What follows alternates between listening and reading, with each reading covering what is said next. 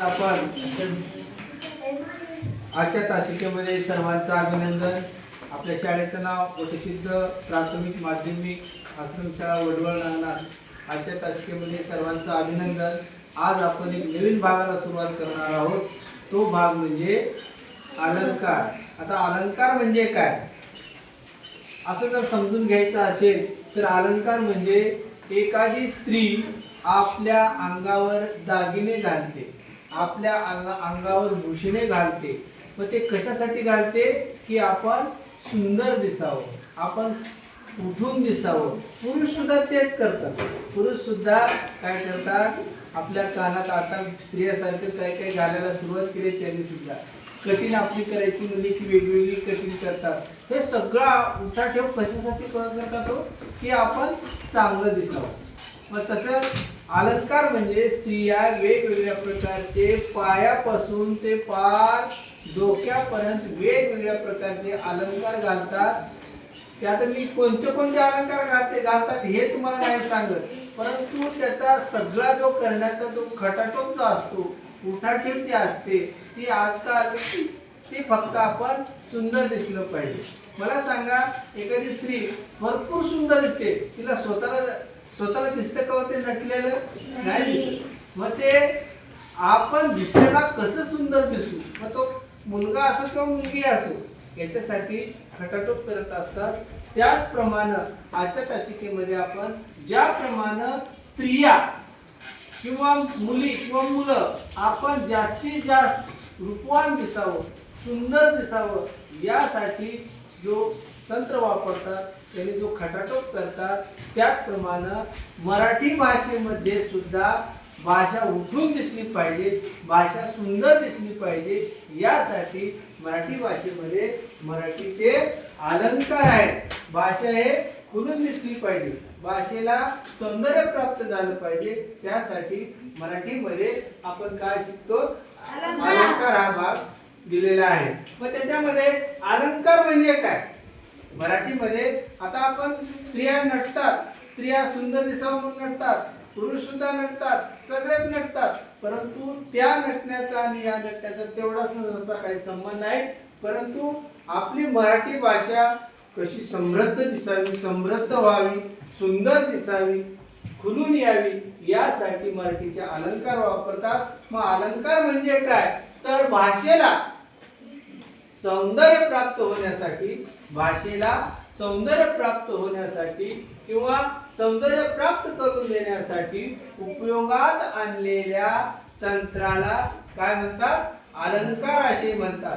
बघा, भाषेला सौंदर्य प्राप्त करून देण्यासाठी उपयोगात आणलेल्या तंत्राला काय म्हणतात, अलंकार असे म्हणतात. अलंकार म्हणजे काय कळलं का, भाषेला सौंदर्य प्राप्त करून देण्यासाठी जो काही तंत्र उपयोगात आणतो, त्या तंत्राला काय म्हणायचं, भाषेचे अलंकार असे म्हणतात. आता भाषेच्या अलंकाराचे सुद्धा प्रकार पाडले. ते भाषेच्या अलंकाराचे मुख्य प्रकार दोन आहेत.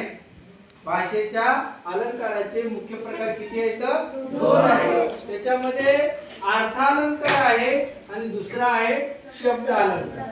अर्थालंकार आणि शब्द अलंकार.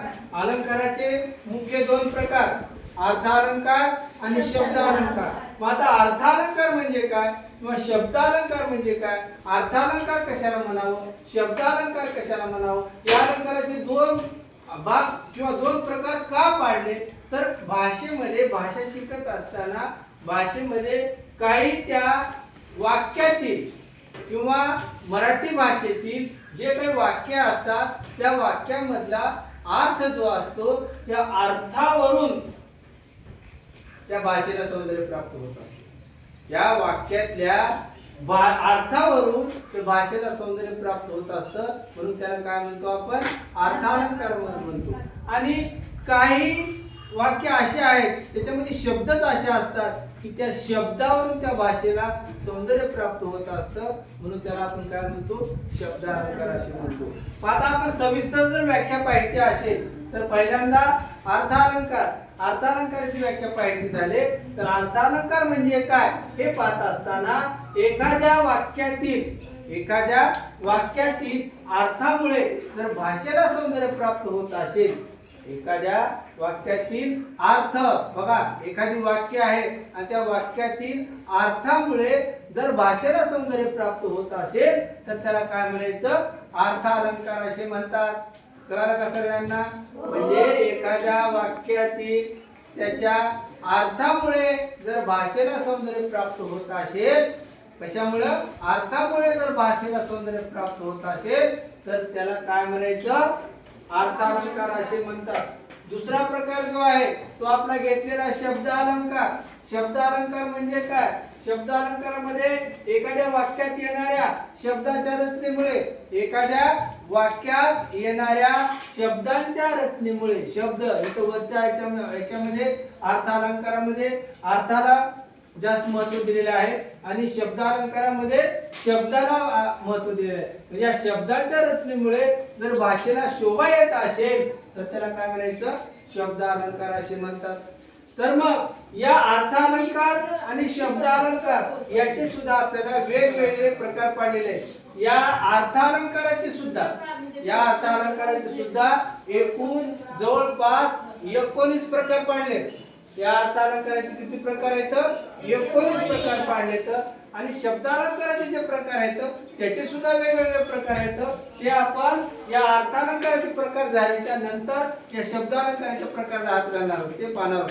पहिल्यांदा या अर्थ अलंकाराचे मुख्य उपप्रकार किंवा त्याला पोट प्रकार म्हणतो. त्या अर्थ अलंकाराच्या पोट प्रकारांमध्ये 19 अलंकार. त्याच्यामध्ये पहिला अलंकार आहे आनंदमय अलंकार, दुसरा आहे अतिशयोक्ती अलंकार, तिसरा आहे आपणहूती अलंकार, चौथा आहे अर्थांतरन्यास, अन्योक्ती, उपमा, उत्प्रेक्षा, स्वभोक्ती, रूपक, दृष्टांत, व्यतिरेक, विरोधाभास आणि चेतनमूलोक्ती, व्याजोक्ती, भ्रांतिमान, सार, पर्यायोक्ती, संदेह आणि व्यास्तुती. अशा प्रकारे या अर्थ अलंकाराचे किती प्रकार आहेत?